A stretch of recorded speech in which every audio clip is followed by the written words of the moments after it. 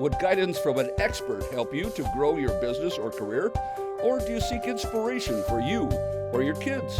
If so, welcome. Behind the Words TV gives you that one-on-one time with famous and emerging authors or content creators. They'll take you where you want to go. Behind the Words TV, right now. Have you or anyone in your life been touched by cancer? If so, you're going to want to sit tight for this episode of Behind the Words TV. Hi, I'm Paul Madsen, host of the program and founder of GrowMedia.com and author of Men Grieve Too. I'm very excited because today's guest, Mary Robinson, is the author of a new book called Seed, Stem, and Bloom. Mary, welcome to the program. Thank you so much for having me, Paul. Well, thanks for being here. We have a lot to talk about. Mary, who is this book for? This book is for anybody that has been touched by cancer and their caregivers, and it puts a positive spin on things.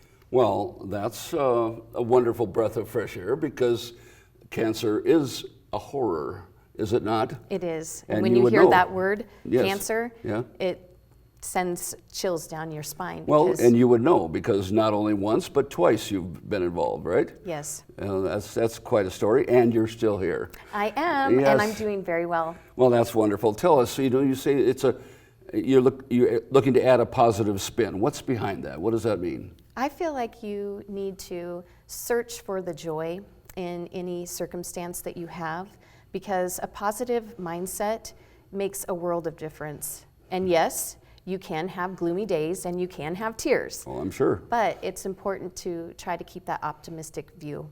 Well, and I mean, attitude has to be everything in that because, I've known people who've had cancer and who have given up. Mm-hmm. And but yours is the opposite side of that.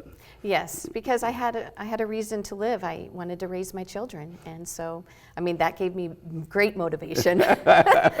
Well, Mary, there are literally hundreds of books about cancer out there and beating cancer and surviving cancer or the aftermath of cancer.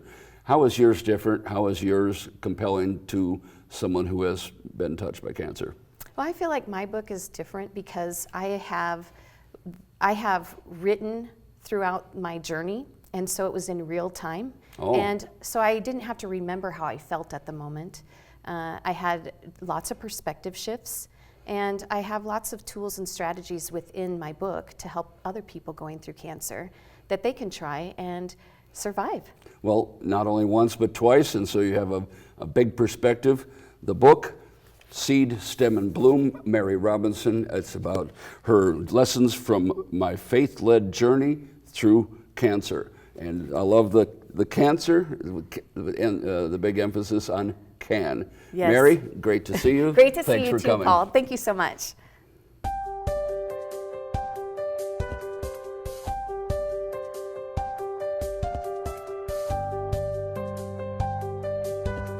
Hello, and welcome to this episode of Behind the Words TV. Have you ever been involved with cancer, the horrors of cancer, had a family member who was involved in some way with cancer? If so, you're going to want to sit tight for this episode, this chapter of Behind the Words TV, because we have a very compelling story for you. Hi, I'm Paul Madsen, host of the program, founder of GrowMedia.com, and author of Men Grieve Too. With me today is Mary Robinson. Mary, thanks for being here. Thanks for having me today, Paul. Oh, so great to have you and come to tell your story. Tell me, Mary, what is your book? Well, my book is called Seed, Stem, Bloom, Lessons from My Faith-Led Journey Through Cancer. And I wanted to share this book because I had lots of people tell me throughout my journaling that I should write a book about it because I learned so many things through my cancer experience, and it was compelling to them. Well, so I figured I can help people. Well, I'm sure you can. Ultimately, who is the book for? It is for cancer patients, their caregivers, anybody touched by cancer, but it's also for anybody.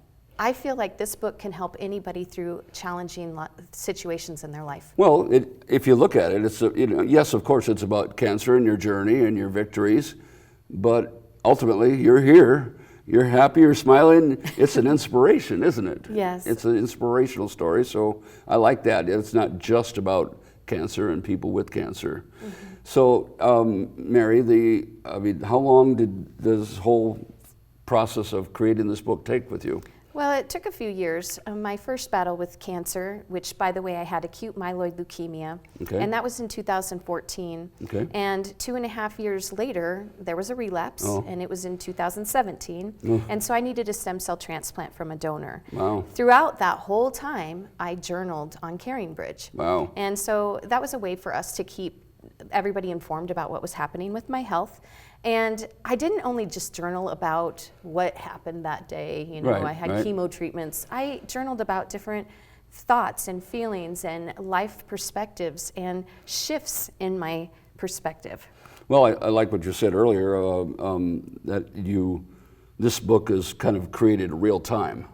It's not going back after you're all well and all good all of a sudden and say, oh, what do I remember? And because I know when you're going through trauma, parts of your brain can shut down. Exactly. And how are we supposed to remember certain things? Yeah. And that's what's so great about the brain. We don't have to remember all those horrible things that we don't want to remember. Well, and it really does work like that. And I've been through some things myself, and I think it's the way that the brain protects us, don't you? I do. Because I mean, I can think of plenty of bad things, but those kind of fade a little bit. And I'm so glad that you, in your book, have focused on the things that helped and will help other people. Exactly. And I definitely expanded on what I had written on CaringBridge because, you know, like I said, it was a process, and people had said I should write a book, and I think COVID made it possible because we were all stuck at home. And I thought, you know what, I'm going to take the challenge and do it. And so it just got published in April of 2022. Awesome. Fresh off the press. Yes. Well, Mary, I think part of your compelling story is that you found a reason to fight cancer. Tell us more about that. Yes, I feel like when you're in a challenging situation or a horrible one, such as a diagnosis of cancer, Right. you need to find that reason to fight, because if you don't, you might give up that hope. You might not try as hard. And I knew that my children and my family and my husband meant so much to me that I wanted to see my children graduate from high school. I wanted to be there to help them become respectable, trustworthy human beings. And I just didn't want to miss out on anything. I wanted to be a grandmother. Yes. And I thought, you know, if I can just make it through 1 minute of one day, and you know, keep expanding that to 5 minutes. And I knew God was with me fighting just as hard as I was. And when I didn't have the strength to do it on my own, He was in there swinging. Well, I love the subtitle, My Faith-Led Journey Through Cancer. That was a pretty important key. The God part of it, the family part of it. Tell us briefly about your family. Oh, I have my husband, of course, and he is a land surveyor. He owns his own business, American Surveyors. And then my son, Brody, is 21 years old, and he's doing an apprenticeship with him. Okay, awesome. Yeah, my daughter, Holly, is 19, and she is in the pre-med program. She's going to be a doctor. Wow. And then my 16-year-old son is going to be a senior in high school, and then I have a 14-year-old daughter who is going to be a freshman in high school. Sounds like a pretty busy household. Yes, and I have to admit, before all of this, you know, I'm a teacher of the visually impaired, and I was working full-time, Wow. and, you know, raising children. It was a kind of a chaotic I lifestyle. would think. And cancer forced me to stop. Yes, stop all Yes, motors, stop all things. it did, and actually it was a blessing. Yeah, well, If I could say that. Well, but you know, in its own way, my aunt used to say a cloud with a silver lining or whatever. You know, it's a cloud, but you know, there's good and bad in every situation. And to me, Mary, you found a lot of 4 or 5 really good reasons to fight, to survive, to make this happen. And we'll talk about some of those specific tactics in another segment here. But for now, thanks so much for talking about your reason to live, Mary. Yeah, thank you so much, Paul.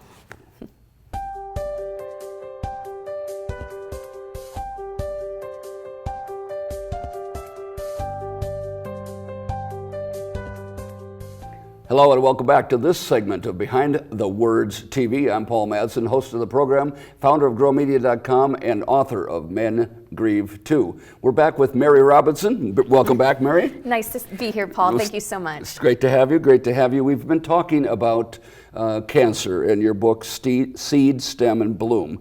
And it's your lessons from Lessons from My Faith-Led Journey Through Cancer. Wonderful book, wonderful journey, inspirational for all.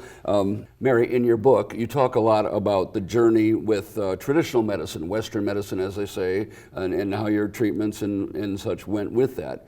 But there's more to it than that, the story than that. Tell us some stories, a little bit about your experience with alternative medicine. A little bit more about that, please. Yeah, and I didn't know anything about alternative medicine until after my first bout of cancer, just because I didn't grow up around it. So I was new to it. Few of us have. I mean, it's named alternative for a reason. Exactly. And I was at this, it's called A Time to Heal. It was a 12-week program at the time, and this was in 2015, and cancer survivors and their caregivers can go, and it was free. And I was like, wow. You know what, I'm just going to go. Maybe it'll help me move forward in life and in a new way. I'd not heard of that kind of a program before. Oh yeah, wow. It's really wonderful, and I think it's called Survivorship 101 at this time, and I think it's 6 or 8 weeks long, so it's a little bit different, but still the same program. Sure. And they had presenters there, and one of those times a presenter came that was a Reiki master teacher. Okay. And I was like, Reiki? I've never heard of such a thing. You better spell Reiki because it's an unusual word. It is. It's Reiki. Okay. Reiki. And what is Reiki? And it's a Japanese form of healing energy. Okay. And healing energy comes from source. Some people call it God, universal energy, and we all can tap into it. We all have that capability. And so when this particular presenter was talking to us, she was giving us calming techniques. Okay. And I was just fascinated. And we had a book that went along with this program that I was in. Okay. And I just said, hey, can you write your phone number on here? Yeah. And she opened it up, wrote her phone number. I didn't know if I'd ever call her again. And the next thing I know, I'm in need of help. Well, were you were cancerous at the time? No, at the time I was cancer free. This was after my cancer treatments. So it was a program for like survivorship of like what to do next. Oh, okay. Once all those doctor appointments come to an end, or not as often, sometimes people feel a little bit lost because you're with all of these people for so long, and then you're on your own, and it's like, now what? Yeah. And so I did this program.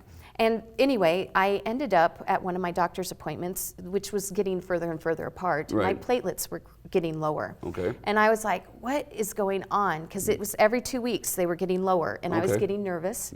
So I opened that book up and I called that number of this lady that does Reiki. And I thought, well, gosh, is there any way you can help me? And so one of my friends had told me that your spleens hoard platelets. Okay. Now, I did not know that, and he's a nurse. Okay. So I was like, well, gosh, if your spleens hold platelets, I've got 2 spleens, which is really funny. That's a whole other story. That's another show. we found that out when I was in the hospital when they did an ultrasound. I was like, all right, I've got 2 spleens. I got lots of platelets. Well, I just needed to figure out how to get those out, right? Release them, yeah. Yeah, so this Reiki master teacher, she was like, you know what? You just need to use visualization. Well, why hadn't I thought of this? I mean, we all can think of different tactics to use to help. And so I started visualizing my spleens throwing out platelets into my bloodstream, and I imagined it being hot little cowboys, and they had this lasso, and they were streaming them out, and I thought, you know what, this is going to work, because I was visualizing it, and your mind can do so many wondrous things. Well, and your mind, I've been told your mind does not know the difference between real and imagined. That's and so correct. You had a bunch of cowboys and horses with lassos. I did. On those. And they were doing their job because my platelets started to rise with each doctor visit. And you attribute this to Reiki? Yes, I did. Interesting. And then I became a Reiki teacher master throughout the years. Wow. And also a healing touch practitioner. Okay. And which is the same concept. I mean, they both work hand in hand, and a certified herbalist. Wow. Okay. And an ordained minister, if we're going to go on. Well, that's a lot of credentials. I know. I'm very impressed. Very impressed. Well, as we wrap up, Mary, advise those who may currently be in the throes of cancer or after cancer or worried about cancer, what ideas they should be open to with alternative medicine. Yeah, well, they should definitely talk to their healthcare provider before trying anything, because ultimately, if they're on medications or whatnot, especially with herbal medicine, you need to talk to your healthcare provider to see if it's okay with them. But as far as energy work and connecting with anybody like that, it really complements your chemo treatments. Okay. Yeah, so I mean, it's just a way to heal faster and help promote relaxation and release anxiety and the things that no longer serve your body. There's just a lot of benefits with it, and I mean, I'm more than happy to speak to anybody about that too if they're interested. Well, we'll put your contact information on the screen, and it sounds like people should in fact be open to all things when they go through these the horror of cancer. I believe so. I mean, I think when you're just trying to survive, you reach onto anything. And I figured if I was at this program that a presenter came, it's got to be valid. Yeah. And so, because like I said, I didn't know anything about it. Well, and it really did help me through things. It worked for you, and I appreciate, it's a big world out there, and if we put our thinking into a narrow box and one size fits all, I think we're going to be missing out on something, don't you? I do. I do. Mary Robinson, Seed, Stem, and Bloom. Wonderful book, inspirational and helpful and mind expanding as well. Yeah. Mary, thanks for being with us. Thank you for having me, Paul. You bet.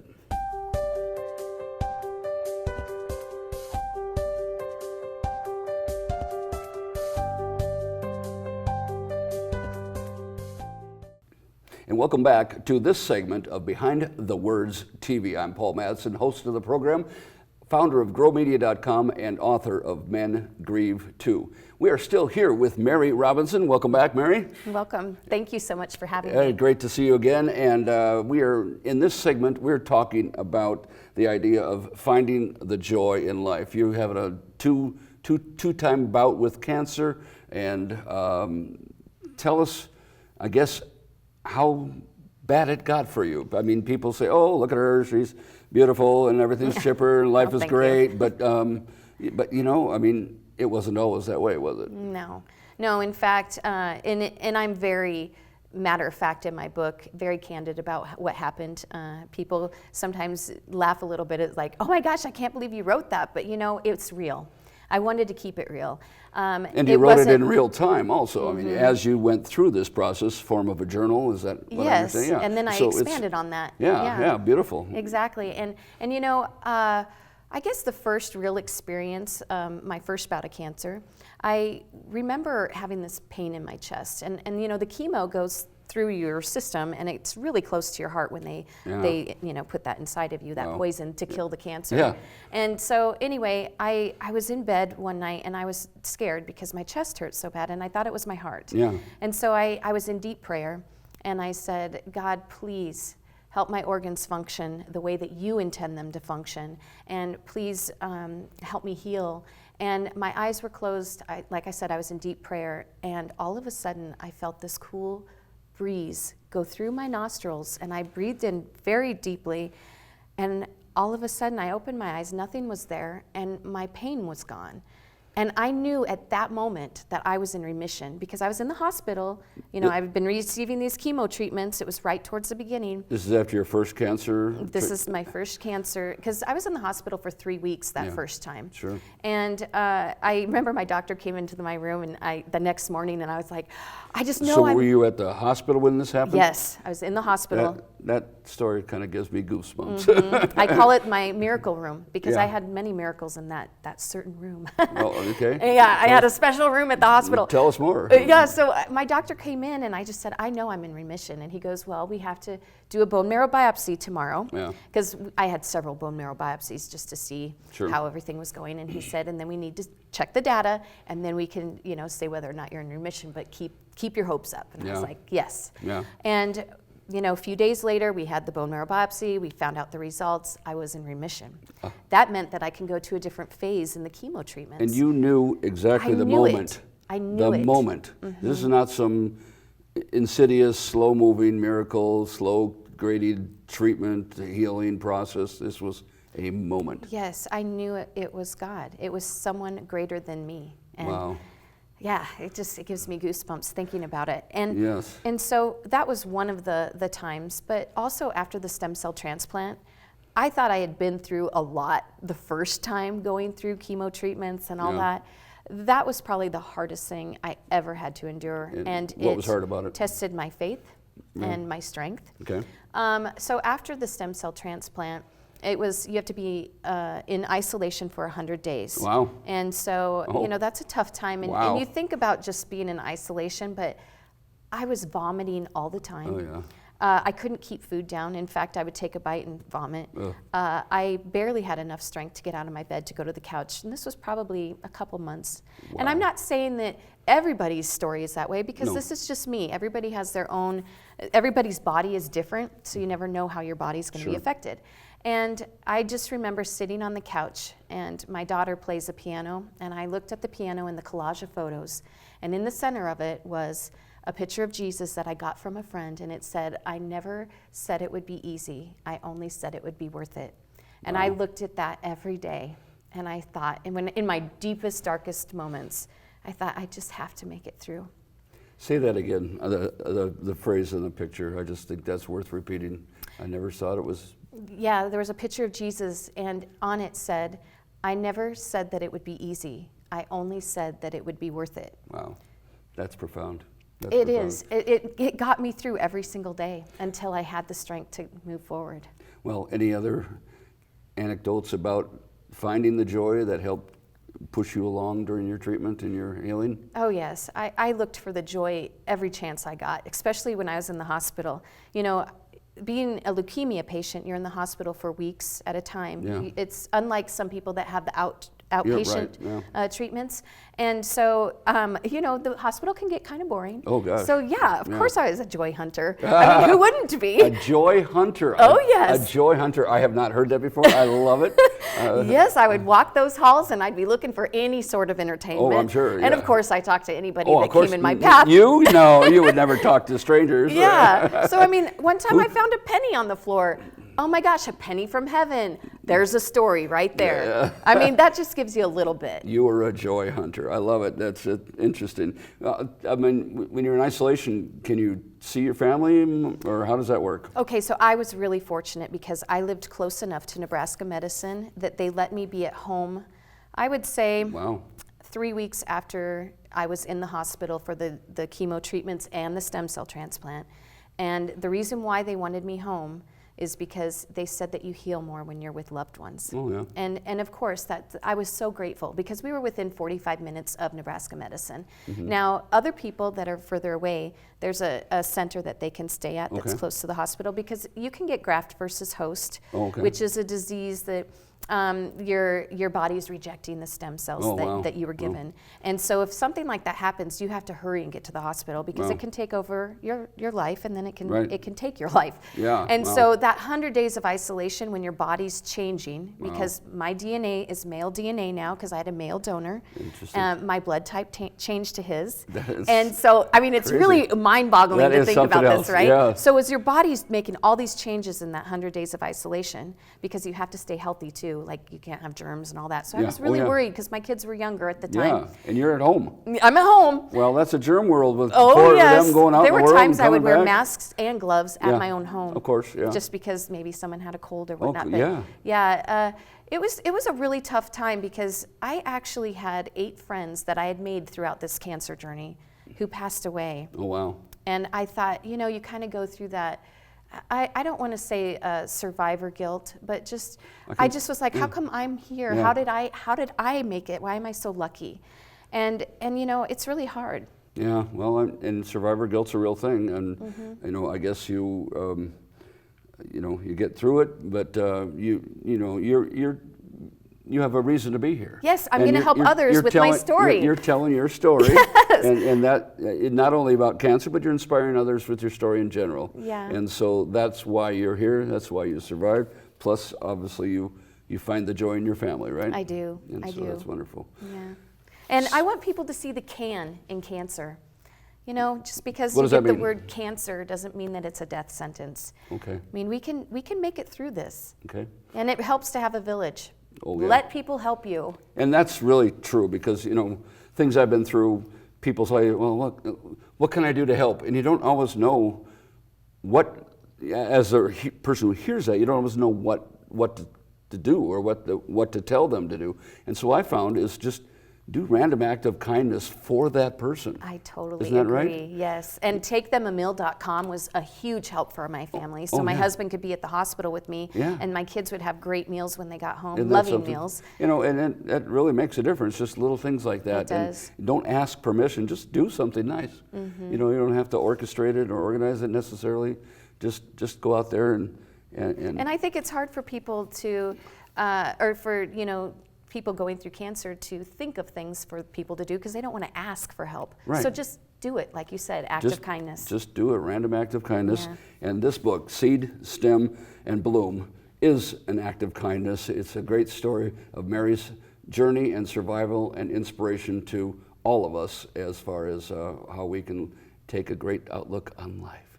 Mary, thanks so much. Thank you so much, Paul, for having me. Good to see you. You too.